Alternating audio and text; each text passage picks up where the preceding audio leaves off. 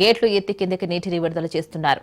నీటి మధ్యలో ఓ వ్యక్తి చిక్కుకుపోయాడు. ఎన్డీఆర్ఎఫ్ రెస్క్యూ ఆపరేషన్ చేపట్టింది.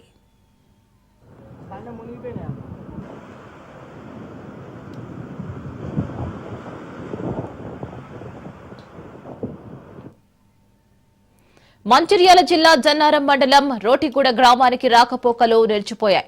ఆ ఊరు జనాభా 1900 మంది, ఓటర్లు 1500 మంది ఉంటారు. ఊరుకు వెళ్లే దారిలో గీతామాత టెంపుల్ దగ్గర ఉన్న ఓ లెవెల్ బ్రిడ్జ్ చిన్న వర్షానికి మునిగిపోవడంతో రాకపోకలు నిలిచిపోయాయి. ఇక భారీ వర్షాలకు అయితే 2-3 రోజులు ఆ ఊరితో బయట ప్రపంచానికి సంబంధాలు తెగిపోతాయి. ఏదైనా అత్యవసర సమస్య వస్తే ఇక అంతే సంగతులు. తమ గ్రామానికి సరైన రహదారి సౌకర్యం కల్పించాలని గ్రామస్తులు ప్రభుత్వాన్ని కోరుతున్నారు.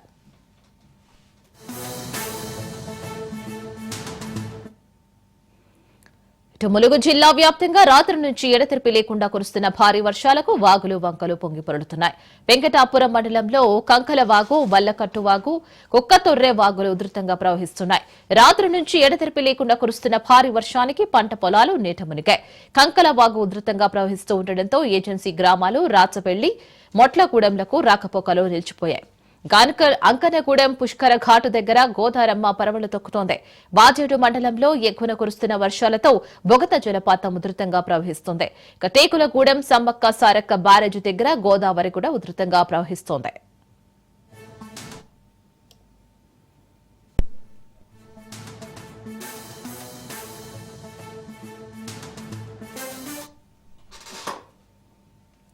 మహబూబ్ నగర్ జిల్లా గాల సమీపంలోని రాంపురం దగ్గర లో లెవెల్ వంతెనపై నుంచి మున్నేరు వాగు ప్రమాదకర స్థాయిలో ప్రవహిస్తోంది. ఇక మద్దివంచ, కొత్త తండా, పులికుంట తాండా, రాంపురం, హున్యా తాండా, లింభియా తాండా, రామతండా, హొలియా తండా తదితర గ్రామాలకు రాకపోకలు నిలిచిపోయాయి. నీటి ప్రవాహం ఉధృతంగా ఉన్న నేపథ్యంలో ప్రజలు మున్నేరు దాటవద్దునని పోలీసులు హెచ్చరించారు. మున్నేరు సమీపంలో నీట మునిగిన పంట పొలాలతో రైతులు భారీగా నష్టపోయారు.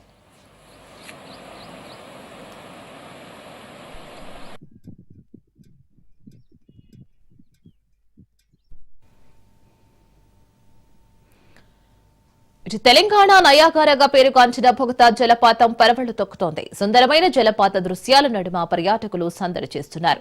ఎత్తైన కొండల నుంచి పరవళ్లు తొక్కుతూ జాలువారు జల సంవళ్లతో నిండిన బొగత జలపాతం పర్యాటకులను ఆకట్టుకుంటుంది. పాలనురుగల్లా జారువాలుతున్న ఈ జలపాతాలను వీక్షించాలంటే 2 కళ్లు సరిపోవని అనిపిస్తోంది. ఎత్తైన కొండల నుంచి దట్టమైన అడవి మధ్యలో ప్రవహిస్తున్న జలపాతం అందాలకు పర్యాటకులు మురిసిపోతున్నారు. ప్రకృతి అందాలను చూసేందుకు తెలంగాణ రాష్ట్రం నుంచే కాకుండా ఆంధ్రప్రదేశ్, ఛత్తీస్గఢ్, మహారాష్ట్ర నుంచి పర్యాటకులు ఇక్కడ చేరుకుంటున్నారు. ములుగు జిల్లా వాజేడు మండలంలోని చీకుపల్లి గ్రామంలో ఉన్న బొగత జలపాతం వరంగల్ జిల్లాకు 134 కిలోమీటర్ల దూరంలో ఉంటుంది.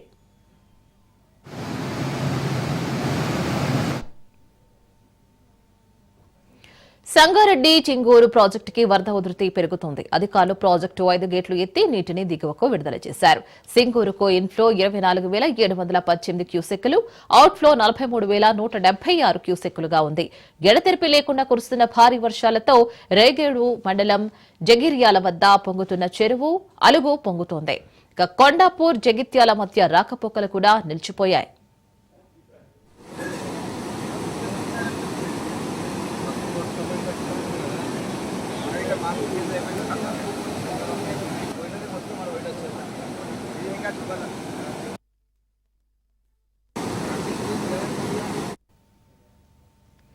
ఖమ్మం జిల్లా వైరా రిజర్వాయర్ కు భారీ వరద నీరు వచ్చి చేరుతోంది. వైరా రిజర్వాయర్ దిగువ ప్రాంత ప్రజలు అప్రమత్తంగా ఉండాలని అధికారులు హెచ్చరికలు జారీ చేశారు. తీగల బంజర దగ్గర పగిడీరు వాగు పొంగిపొర్లుతోంది. పల్లిపాడు, ఏన్కూరు మార్గంలో రాకపోకలు బంద్ అయ్యాయి. పడిగేరు వాగుకు దాటేందుకు ఎవరూ సాహసం చేయవద్దని అధికారులు హెచ్చరికలు జారీ చేశారు.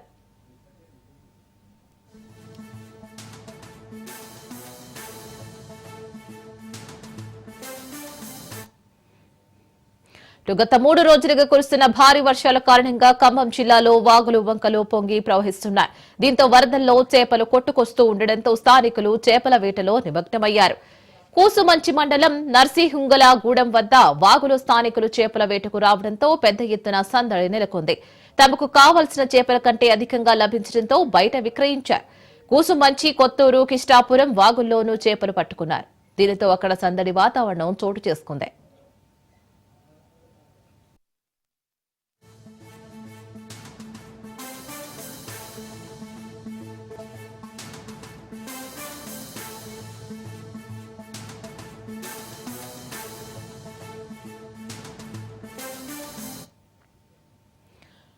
నంద్యాల జిల్లా ఆత్మకూరు మండలం గుమితం సమీపం నల్లమల అటవీ ప్రాంతం వాటర్ ఫాల్ సమీపంలో పెద్ద పులి సంచారం కలకలం సృష్టిస్తోంది. వాటర్ ఫాల్ చూసేందుకు వెళ్లిన పర్యాటకులకు పెద్ద పులి అడుగు జాడలు కనిపించడంతో ఫోటోలు తీసి సోషల్ మీడియాలో ఫోటోలు షేర్ చేశారు. టైగర్ రిజర్వ్ ఫారెస్ట్ లో వాటర్ ఫాల్ ఉండడంతో పర్యాటకులు వెళ్లకుండా అధికారులు నిషేధం విధించారు. అయితే కొద్ది మంది యువత పులి అంటే భయం లేకుండా ఫారెస్ట్ సిబ్బంది కళ్లు కప్పి వాటర్ ఫాల్ చూసేందుకు వెడుతున్నారు. అయితే కొద్ది మంది ఫారెస్ట్ సిబ్బంది డబ్బులు తీసుకునే యువకులను ఫారెస్ట్ లోకి వాటర్ ఫాల్ లోకి వెళ్లేందుకు తెరచాటుగా సహకరిస్తున్నారు అనే ఆరోపణలు వెల్లువెత్తుతున్నాయి.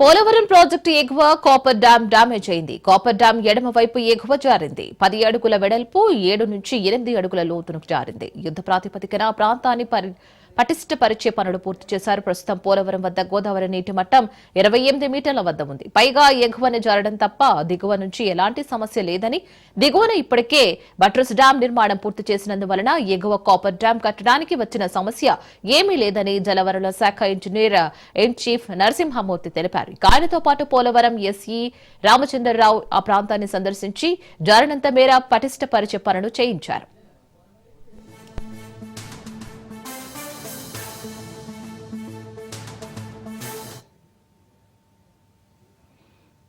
కాళేశ్వరం ప్రాజెక్టుకు ఒక నీతి, పోలవరం ప్రాజెక్టుకు మరో నీత అని బీఆర్ఎస్ వర్కింగ్ ప్రెసిడెంట్ కేటీఆర్ ప్రశ్నించారు. ఈ మేరకు ఎక్స్ వేదికగా ఆయన ప్రశ్నల వర్షం సంధించారు. ఎన్నికల వేళ అనుమానాస్పదంగా కుంగిన మేడిగడ్డ పిల్లర్లపై విమర్శలు చేస్తున్నారు. 24 గంటల్లో బీజేపీ నేతలు ఎన్డీఎస్ ను దెంచి బీఆర్ఎస్ పై బురద జల్లారు. కొట్టుకుపోయిన పోలవరం కాపర్ డ్యాం పై బీజేపీ నేతలు మౌనంగా ఉన్నారు. పోలవరం కాపర్ డ్యాం రెండోసారి కొట్టుకుపోయినా ఎన్డీఎస్ఏ కనిపించట్లేదా అంటూ ప్రశ్నించారు. ఇక మేడిగడ్డలో 2 పిల్లలకు పగుళ్లు వస్తే కూలేశ్వరం అని విమర్శిస్తున్నారు. కాంగ్రెస్ బీజేపీ నేతలకు పోలవరాన్ని కూలవరం అనే ధైర్యం ఉందా అంటూ కేటీఆర్ ప్రశ్నించారు.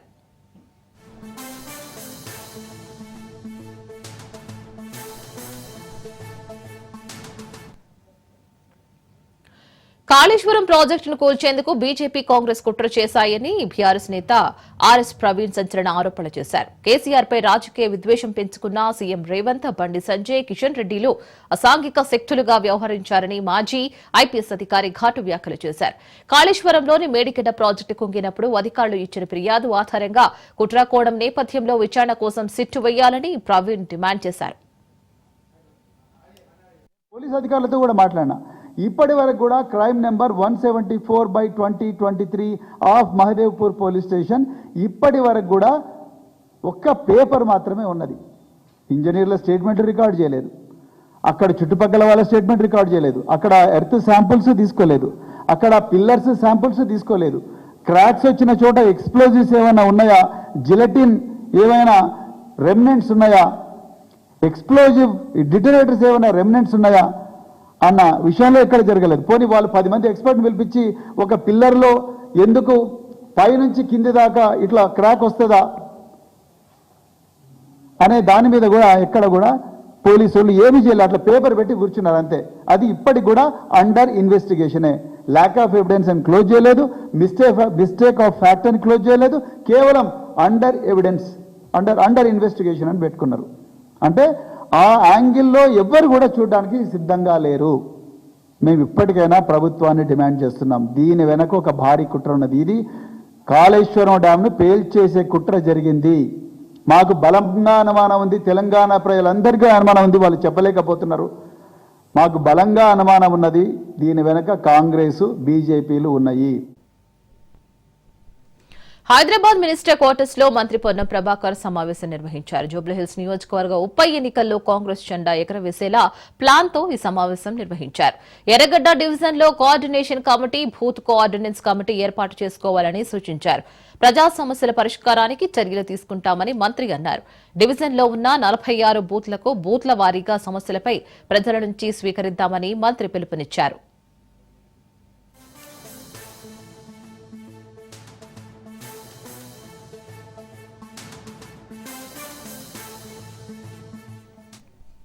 తెలంగాణ వ్యాప్తంగా యూరియా కోసం రైతులు ఆందోళన చేపట్టారు. యూరియా కొరతతో రైతన్నలు తీవ్ర ఇబ్బందులు పడుతున్నారు. పంపిణీ కేంద్రాల ఎదుట బారులు తీరుతున్నారు. యూరియా సరఫరా చేయడంలో కాంగ్రెస్ ప్రభుత్వం విఫలమైందని అన్నదాతలు కన్నెర చేస్తున్నారు.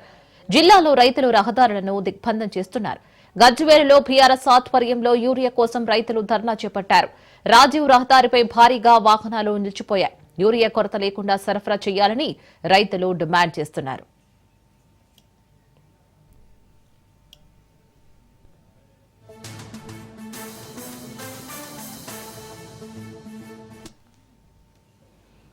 మహబూబాబాద్ జిల్లా గూడూరు మండలం రైతాంగానికి యూరియా కష్టాలు తీరడం లేదు. యూరియా ఎప్పుడు వస్తుందా అని సొసైటీల ముందు అన్నదాతలు పడిగాపులు పడాల్సి వస్తోంది.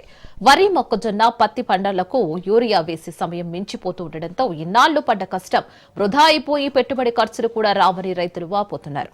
గూడూరు మండలంలో యూరియా కోసం రైతన్నలు వేకువజామునే సొసైటీల ముందు 2 కిలోమీటర్ల మేర లైన్ కట్టారు. వేల సంఖ్యలో రైతులు లైన్లో ఉన్నప్పటికీ వచ్చిన యూరియా మాత్రం వందల మందికి కూడా సరిపోకపోవడంతో అధికారులపై ఆగ్రహం వ్యక్తం చేస్తున్నారు. ఒక్కో రైతుకు దాదాపు 10ల సంఖ్యలో యూరియా బస్తాలు అవసరం కాగా వచ్చిన లోడ్ కేవలం 900 బస్తాలు మాత్రమేనని రైతులు వాపోతున్నారు. యూరియా కోసం పెద్ద సంఖ్యలో రైతులు రావడంతో పోలీసులు సైతం రంగంలోకి దిగి వారిని లైన్లో ఉంచాల్సి వచ్చింది. వ్యవసాయ పనులు మొదలై 2 నెలలు అవుతున్న అధికారులు, పాలక ప్రభుత్వాలు యూరియా తెప్పించడంలో పూర్తిగా విఫలమయ్యారని దుమ్మెత్తిపోస్తున్నారు.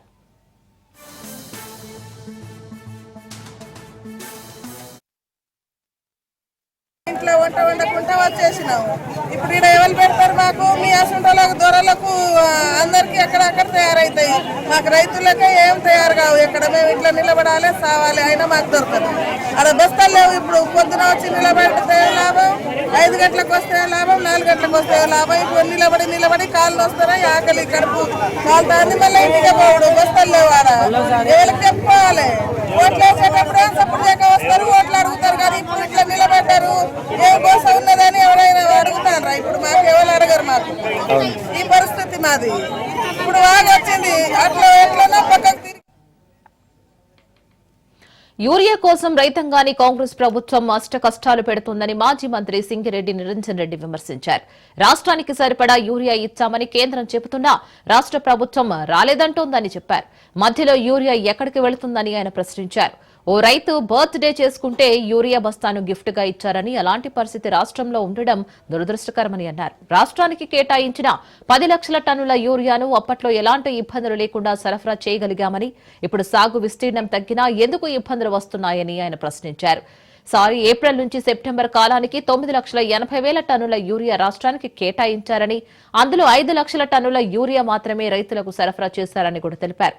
రైతు బీమాకు ప్రీమియం కట్టలేని దుస్థితిలో కాంగ్రెస్ ప్రభుత్వం ఉందని కూడా విమర్శించారు. 2022లో మా ప్రభుత్వంలో గరిష్ట పంట సరిగ్గా గత సంవత్సరం 66,78,000 ఎకరాలు. ఈ సంవత్సరం ఎంత? 45,21,000 ఎకరాలు. అంటే సుమారు 22 లక్షల వ్యత్యాసం ఉంది. పోయిన సంవత్సరానికి ఈ సంవత్సరానికి 22 లక్షల ఎకరాల వరి సాగు విస్తీర్ణం తక్కువ ఉంది. 7 సరే, ఇంకా వెనకేసేటోళ్ళు కొంతమంది ఉన్నారు, వేస్తారనుకుంటే 50,000 కావచ్చు, 1,00,000 ఎకరాలు కావచ్చు. 20 లక్షల ఎకరాలు అయితే కాదు కదా, ఆగస్టు అయిపోనే వస్తుంది. మరి 22 లక్షల ఎకరాలలో వరి సాగు గత సంవత్సరం కంటే తగ్గినాక కూడా సాగు విస్తీర్ణం, పంటల విస్తీర్ణం మొత్తం కూడా తీసుకుంటే పోయిన సంవత్సరం కంటే ఈ సంవత్సరం 10 లక్షల ఎకరాల్లో పంటల విస్తీర్ణం తక్కువ ఉంది. అన్ని పంటలు కలిపి తీసుకుంటే కూడా మళ్ళీ అదేవిధంగా 2022లో మా ప్రభుత్వంలో గరిష్ట పంటల విస్తీర్ణం అన్ని పంటలు కలిపి వానాకాలం సీజన్లో 1,35,00,000 ఎకరాలలో అన్ని పంటలు కలిపి వానాకాలం సీజన్లో సాగైన సందర్భంలో కూడా ఇదే 10 లక్షల మెట్రిక్ టన్నుల యూరియాను మేము సక్రమంగా మొత్తం 1,35,00,000 ఎకరాల అన్ని పంటలకు, వరికి, పత్తికి, అన్ని పంటలకు మేము సరఫరా సజావుగా చేసినప్పుడు ఇలా 22 లక్షల ఎకరాలలో వరి తగ్గి ఉండంగా కూడా, మొత్తం విస్తీర్ణం 10 లక్షల ఎకరాలు తగ్గి ఉండంగా కూడా సీఎం రేవంత్ పై బీఆర్ఎస్ ఎమ్మెల్సీ దాసోజు శ్రవణ్ నిప్పులు చెరిగారు. ఆర్ఆర్ఆర్ ట్యాక్స్ పేరుతో తెలంగాణను అడ్డగోలుగా దోచుకుంటున్నారని ఫైర్ అయ్యారు. రేవంత్ దోపిడీపై ప్రధానమంత్రి నరేంద్ర మోదీనే విమర్శలు గుప్పిస్తుంటే కేంద్ర మంత్రి బండి సంజయ్ సీఎం అవినీతిపై సైలెంట్ గా ఉండడంపై ఆంతర్యం ఏంటని శ్రవణ్ ప్రశ్నించారు. సీఎం రేవంత్ రెడ్డికి విషయ పరిజ్ఞానం తక్కువ, విషయం ఎక్కువ అని దాసోజు ఎద్దేవా చేశారు. హెచ్ఎంసీలో పర్మిషన్లు ఎందుకు ఆగిపోయినాయి? హెచ్ఎండిఏలో పర్మిషన్లు ఎందుకు ఆగిపోయినాయి? ఎందుకు ఇవాళ ప్రధానమంత్రి లాంటి వాళ్ళు వచ్చి వాళ్ళ ఆర్ఆర్ ట్యాక్స్ అని చెప్పని ప్రతి స్క్వేర్ ఫీట్ మీద ప్రతి బిల్డర్ దగ్గర వాళ్ళ ముక్కు వెండి వాళ్ళ మెడలు వంచి హైడ్రాను అడ్డంగా పెట్టుకొని వాళ్ళు ఇష్టం వచ్చినట్టుగా కూల్చివేతలకు నోటీసులు ఇస్తూ ఇవాళ ఆర్ఆర్ ట్యాక్స్ వసూలు చేస్తున్న వారిని దేశ ప్రధానమంత్రి ఇవాళ కోడే కూసేటువంటి రీతిలో ఉండడానికి కారకులు ఎవరు? రేవంత్ రెడ్డి, సమాధానం చెప్తావా? You are responsible for the destroyal of real estate sector in Telangana. దేశ ప్రధాని వచ్చి ఆర్ఆర్ ట్యాక్స్ వసూలు చేస్తున్న తర్వాత కూడా రేవంత్ రెడ్డి పైన ఇంతవరకు చర్యలు లేవు. దాన్ని సరిదిద్దేటువంటి ఒక ప్రయత్నం నా బీజేపీ వాళ్ళు కూడా సపోర్ట్ చేస్తలేరు. బండి సంజయ్ గారు ఉట్టిగానే మిడతలేకి ఎగిరి పడతాడు. కేసీఆర్, కేటీఆర్ అంటే మిడతలేకి ఎగిరి పడతారు. దేశ ప్రధాని వచ్చి ఆర్ఆర్ ట్యాక్స్ అన్న తర్వాత బండి సంజయ్ నోట్ల ఆర్ఆర్ ట్యాక్స్ గురించి మాట్లాడినాడండి. Why is that is not asking for an enquiry? ఏం లేకపోతే విజిలెన్స్ కమిషన్ ఎంక్వైరీని అడగచ్చు. అంత కొల్యూడ్ అయిపోయి ఒక దోపిడికి పాల్పడి రాష్ట్రాన్ని సర్వనాశనం చేస్తా ఉన్నారు మీరు. నిర్మాణ రంగం ఉట్టి కన్స్ట్రక్షన్ ఇండస్ట్రీ కాదు అది. దాని చుట్టూ వందల ఎలాయిడ్ సెక్టర్స్ అన్ని పనిచేస్తాయి. ప్రజల జీవితాలతో ముడిపడ్డటువంటిది, పొట్టతో ముడిపడ్డటువంటిది. దాన్ని వాళ్ళ రేవంత్ రెడ్డి గారు నచ్చని వారిపై అధికారాన్ని ఉపయోగించనని సీఎం రేవంత్ రెడ్డి అన్నారు. తన గెలిపే ప్రత్యర్థులకు దుఃఖమని అన్నారు. 2040 వరకు క్రియాశీలక రాజకీయాల్లో ఉంటారని కూడా అన్నారు. ప్రముఖ కవి అంజలిశ్రీ ప్రచురించిన హసిత భాష్పాలు పుస్తకాన్ని సీఎం రేవంత్ రెడ్డి ఆవిష్కరించారు. తెలంగాణ సమాజం కవులకు పోరాటానికి స్ఫూర్తినిచ్చిన గెడ్డ అని అన్నారు. ఉద్యమంలో ప్రజలకు స్ఫూర్తిగా కూడా అంచన్న, కాళోజీ, అందశ్రీ, గద్దర్, ఘోరేటి వెంకన్న లాంటి కవులు నిలిచారని కూడా గుర్తు చేశారు. చాలా మంది నీకు అధికారం వచ్చింది కదా, నిన్ను ఇబ్బంది పెట్టిన వాళ్ళని ఏదైనా చేయడానికి నీకు అవకాశం ఉంది కదా అంటే నేను చెప్పిన, నేను ఎవరిని శత్రువులుగా చూడను. నేను శత్రువుగా చూడాలంటే కూడా వాళ్ళకి ఆ గొప్పతనం ఉండాలి. మధ్యతరగతి ఉమ్మడి కుటుంబంలో పెరిగిన నేను ఇంత గొప్ప అవకాశాన్ని 4 కోట్ల తెలంగాణ ప్రజలు ఇస్తే, ఈ అవకాశాన్ని 4 కోట్ల తెలంగాణ ప్రజల యొక్క సంక్షేమం కోసము, అభివృద్ధి కోసము, ఈ ప్రాంత అభ్యున్నతి కోసం ఉపయోగించకుండా నాకెవరో నచ్చలేదనో, నాకెవరి మీద కోపం వచ్చిందనో నేను ఈ అధికారాన్ని ఒకవేళ వినియోగిస్తే నాకంటే మూర్ఖుడు ఇంకొకడు ఉండడు అని నేను భావిస్తున్నాను. ఈ 20 నెలల్లో వాళ్ళు చేసుకున్న పాపాలకు వాళ్ళు పోతారని నేను కర్మ సిద్ధాంతాన్ని ఎక్కువ నమ్ముతా. మనం చేసుకున్నది మన ఎంబడి వస్తుంది, ఎవరెంత చేస్తే వాళ్ళకి అంత వస్తుంది, వాళ్ళు అనుభవిస్తారని నేను ఎక్కువ నమ్ముతా. నన్ను ఇబ్బంది పెట్టినరానో, లేకపోతే నాకు నష్టం కలిగించినరానో, నాకు కష్టం కలిగించినరానో నేను ప్రదర్శించదలుచుకోలేదు. నాకు గెలిపేజాలు వాళ్ళ దుఃఖానికి, ఇంకంతకంటే బాధ, ఆవేదన నేనేమి ఇవ్వగలుగుతా వాళ్ళకి? నేను ఆ కుర్చీలో కూర్చోవడం, సంతకం పెడుతుంటే వాళ్ళ గుండెల మీద గీత గీసినట్టే ఉంటుంది కదా. తిరుమల శ్రీవారి దర్శనార్థం అనూహ్య రీతిలో భక్తుల రద్దీ పెరిగింది. నడక మార్గం, రోడ్డు మార్గం ద్వారా అధిక సంఖ్యలో భక్తులు తిరుమలకు చేరుకుంటున్నారు. 3 రోజుల వరుస సెలవులు కావడంతో మొక్కులు చెల్లించుకునేందుకు భారీ సంఖ్యలో భక్తులు తిరుమలకు వస్తున్నారు. దీంతో తిరుమల భక్తజన సంద్రంగా మారింది. ఇక శుక్రవారం ఉదయం నుంచి భారీ సంఖ్యలో భక్తులు తిరుపతికి చేరుకున్నారు. అలిపిరి శ్రీవారి మెట్ల మార్గంలో భక్తుల కోలాహలం కనిపించింది. అలిపిరిలోని Bhudevi complex time slot tokens జారీ కేంద్రం వద్ద కూడా భక్తులు బారులు తీరారు. శనివారం టైం స్లాట్ టోకెన్స్ గంటలోపే పూర్తి కాగా ఆదివారం టైం స్లాట్ టోకెన్స్ కోసం భక్తులు పడిగాపులు కాస్తున్నారు.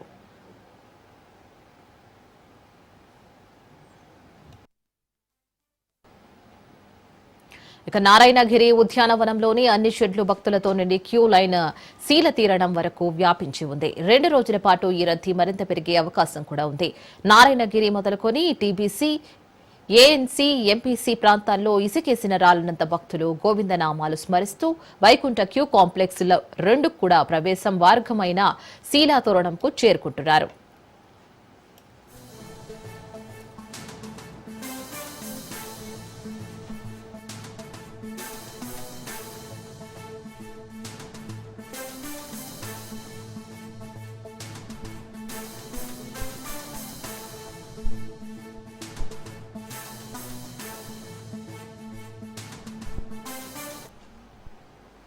శుక్రవారం నాడు 77,043 మంది భక్తులు శ్రీవారిని దర్శించుకుని మొక్కులు చెల్లించుకున్నారు. స్వామివారి దర్శనానంతరం కానుకల రూపంలో హుండీలో శ్రీవారికి 3.53 కోట్ల రూపాయలు చెల్లించారు భక్తులు.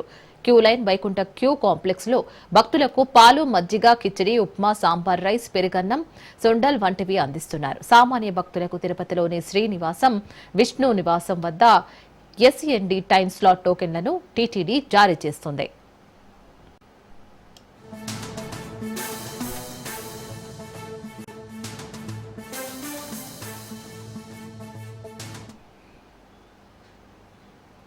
సంగారెడ్డిలో టీపీసీసీ వర్కింగ్ ప్రెసిడెంట్ జగ్గారెడ్డి ఆధ్వర్యంలో కృష్ణాష్టమి వేడుకలు ఘనంగా జరిగాయి. పురవీధుల్లో భజన చేస్తూ ఉట్టి కొట్టే కుండలతో ఊరేగింపు చేశారు. స్వయంగా భజన చేస్తూ ఊరేగింపులో జగ్గారెడ్డి పాల్గొన్నారు. భజన ఊరేగింపు అనంతరం రామ మందిర్ కమాన్ దగ్గర ఉట్టి కొట్టే కార్యక్రమం నిర్వహించారు. ఉట్టి కొట్టే కార్యక్రమంలో జగ్గారెడ్డితో పాటు ఆయన సతీమణి కూతురు పాల్గొన్నారు.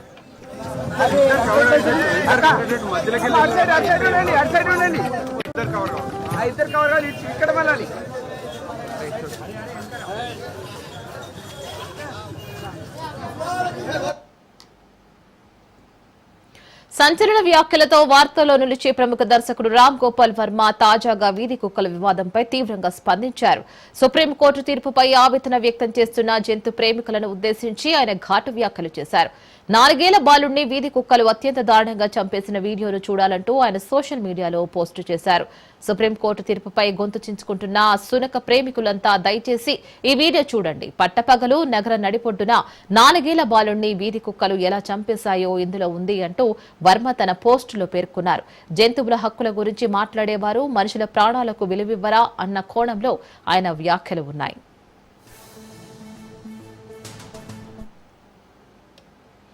ఆంధ్రప్రదేశ్ ఉగ్రవాదులకు అడ్డగా మారుతుందా అంటే అవుననే సమాధానాలు వినిపిస్తున్నాయి. గత కొద్ది రోజులుగా ఏపీలో ఉగ్ర మూకలు బయటపడుతున్నాయి. గతంలో విజయనగరం ఉగ్ర కదలికలు వెలుగులోకి వచ్చాయి. తాజాగా శ్రీ సత్యసాయి జిల్లా ధర్మవరంలో ఉగ్రవాదుల కదలికలు కలకలం రేపాయి. నూర్ అనే వ్యక్తిని ఎన్ఐఏ అదుపులోకి తీసుకున్నారు. ధర్మవరం కోట కాలనీలో వ్యక్తిని ఎన్ఐఏ అధికారులు అరెస్ట్ చేశారు. ఓ హోటల్లో నూర్ వంట మనిషిగా పనిచేస్తున్నట్లు అధికారులు గుర్తించారు. ఉగ్రవాదులతో నూర్ సంబంధాలపై ఎన్ఐఏ ఆరా తీస్తుంది. నూర్ నివాసంలో 16 సిమ్ కార్డులను కూడా స్వాధీనం చేసుకున్నారు. నూర్ సోషల్ మీడియా అకౌంట్లపై ఎన్ఐఏ ఫోకస్ చేసింది.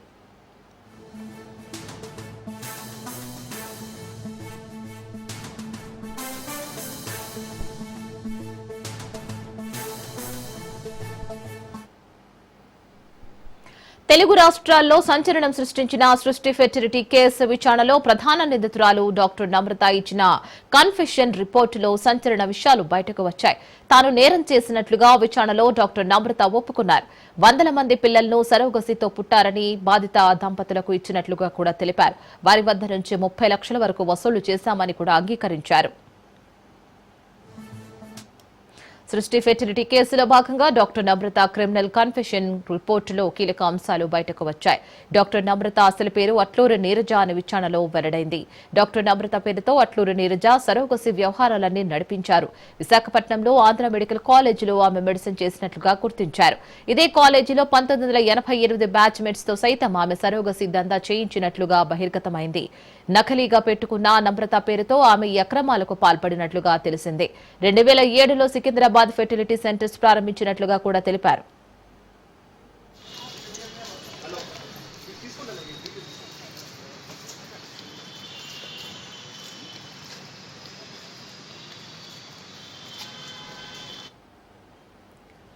చందానగర్లో కాల్పులు దోపిడీ కేసులో నిందితులను అరెస్ట్ చేశామని మాదాపూర్ డీసీపీ వినీత్ తెలిపారు. మొత్తం 7 నిందితులను గుర్తించామని, అందులో 2 అరెస్టు చేశామని కూడా తెలిపారు. దోపిడీ దొంగలు బీహార్ కి చెందిన వేరుగా గుర్తించామని కూడా తెలిపారు. నిందితులపై బీహార్లో దోపిడీ కేసులు ఉన్నాయని కూడా తెలిపారు. నిందితుల్లో ఆశీష్, దీపక్ కుమార్లను అరెస్ట్ చేశామని కూడా తెలిపారు. 10 రోజుల క్రితమే ఖజానా జ్యువెలరీస్ లో దోపిడీకి దుండగులు రెక్కి నిర్వహించి కాల్పులు జరిపారని కూడా తెలిపారు. నిందితుల్లో 2 పూణేలో అరెస్టు చేశామని తెలిపారు. నిందితుల నుంచి 900 గ్రాముల వెండిని స్వాధీనం చేసుకున్నాము. నిందితులు 10 కేజీల సిల్వర్ దోపిడీ చేయగా 900 గ్రాముల సిల్వర్ రికవరీ చేశామని తెలిపారు. పరారీలో ఉన్న సివాన్ గ్యాంగ్ కోసం గాలిస్తున్నామని కూడా తెలిపారు. కర్ణాటక బెంగళూరులో ఘోర ప్రమాదం తప్పింది. జాతీయ ఉద్యానవనంలో 13 ఏళ్ల బాలుడిపై చిరుతపులి దాడి చేసింది. బాలుడు ప్రయాణిస్తున్న సఫారీ వాహనం వెనుక పరిగెత్తుతూ దాడికి పాల్పడింది. వాహనంలోని ఖాళీ ద్వారా బాలుడిని తన గోళ్లతో గీకి గాయపరిచింది. వాహన డ్రైవర్ అప్రమత్తతో పెను ప్రమాదం తప్పడంతో అంతా ఊపిరి పీల్చుకున్నారు.